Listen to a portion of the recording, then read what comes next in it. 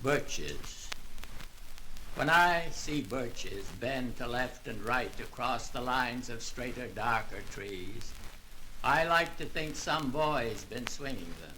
But swinging doesn't bend them down to stay. It's ice storms do that. Often you must have seen them loaded with ice a sunny winter morning after a rain. They click upon themselves as the breeze rises and turn many-colored as the stir cracks and crazes their enamel. Soon the sun's warmth makes them shed crystal shells, shattering and avalanching on the snow crust, such heaps of broken glass to sweep away you'd think the inner dome of heaven had fallen. They are dragged to the withered bracken by the load, and they seem not to break, though once they're bowed so low for long. They never right themselves. You may see their trunks arching in the woods years afterward, trailing their leaves on the ground like girls on hands and knees that throw their hair before them over their heads to dry in the sun.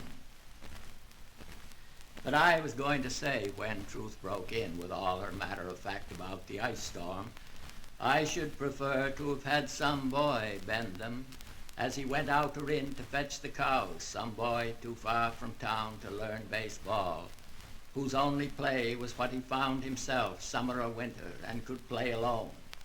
One by one he subdued his father's trees by riding them down over and over again until he took the stiffness out of them, and not one but hung limp. Not one was left for him to conquer. He learned all there was to learn about not launching out too soon, and so not carrying the tree away clear to the ground. He always kept his poise to the top branches, climbing carefully with the same pains you use to fill a cup up to the brim and even above the brim. Then he flung outward, feet first with a swish, kicking his way down through the air to the ground. So was I once myself a swinger of birches, and so I dream of going back to be. It's when I'm weary of considerations, and life is too much like a pathless wood, where your face burns and tickles with the cobwebs broken across it, and one eye is weeping from a twig's having lashed across it open. I'd like to get away from earth a while, and then come back to it and begin over. May no fate willfully misunderstand me and half grant what I wish and snatch me away not to return. Earth's the right place for love. I don't know where it's likely to go better.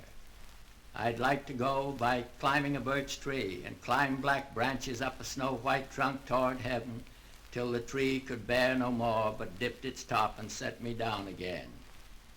That would be good, both going and coming back. One could do worse than be a swinger of birches.